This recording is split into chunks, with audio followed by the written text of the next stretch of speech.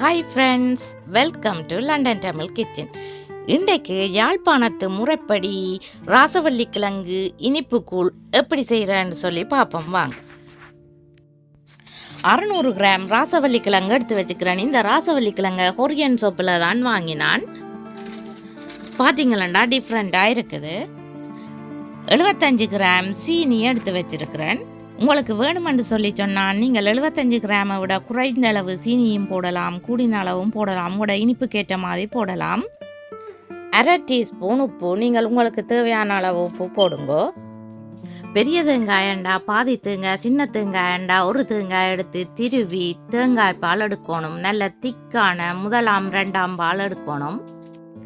ராசவள்ளி கிழங்கு, கருணக்கிழங்கு போன்ற கிழங்குகள் தோலைச்சீவி வெட்டைக்கில் எங்களுக்கு கை சுனைக்கும். அதால் க்ளவுஸ் போட்டுக்கொண்டு இந்த தோலைச்சீவி நீங்களண்டா பெட்டராக இருக்கும். இது கொரியன் ஷாப்பில் வாங்கின ராசவள்ளி கிழங்குன்றபடியாக இது சுனைக்கிறேன். அதால் நான் க்ளவுஸ் போடாமலே சும்மா வெட்டி எடுக்கிறேன். ராசவள்ளி கிழங்குன்ற தோலை சீவி முடித்த பிறகு சின்ன சின்ன துண்டுகளாக வெட்டணும். சின்ன சின்ன துண்டுகளாக வெட்டினா பிறகு தான் நீங்கள் ராசவள்ளி கிழங்கை கழுவணும். முதலே ராசவள்ளி கிழங்கை கழுவிட்டு சின்ன சின்ன துண்டா வெட்ட ரை பண்ணி நீங்கள்னு சொல்லி சொன்னால் வழுக்கி கொண்டு இருக்கும், வெட்ட கஷ்டமாக இருக்கும்.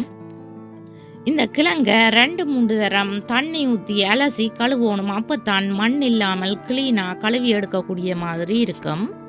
ராசவள்ளி கிழங்கை கழுவி எடுத்த பிறகு ராசவள்ளி கிழங்குக்கு கொஞ்சம் மேலே நிற்கத்தக்கதா தண்ணி விட்டு நல்லா வேக விடணும்.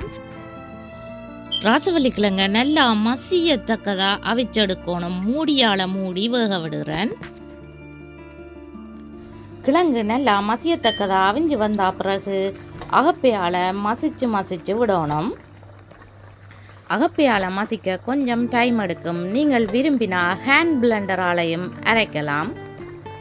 கிழங்கு நல்லா மசிப்பட்டா பிறகு எடுத்து வச்சிருக்கிற உப்பு, சீனி, தேங்காய்பால் எல்லாத்தையும் போட்டு கிளறி விடணும்.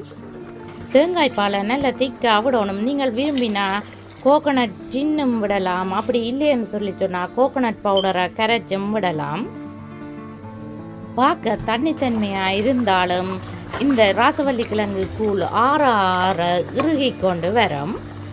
இந்த ராசவள்ளி கிழங்கு கூழுக்கு சில பேர் ஏலக்காய் போடுறவ, ஏலக்காய் அப்படியான வேறு வாசனை திரவியங்களை யூஸ் பண்ணினீங்கள்னு சொல்லி சொன்னால் இது இந்த ஃப்ளேவரை மாற்றிடும். கோகனட் மில்கின்ற ஃப்ளேவரும் இந்த ராசவள்ளி கிழங்குன்ற ஃப்ளேவரும் சேர்த்து சாப்பிட ரொம்ப நல்லா இருக்கும்.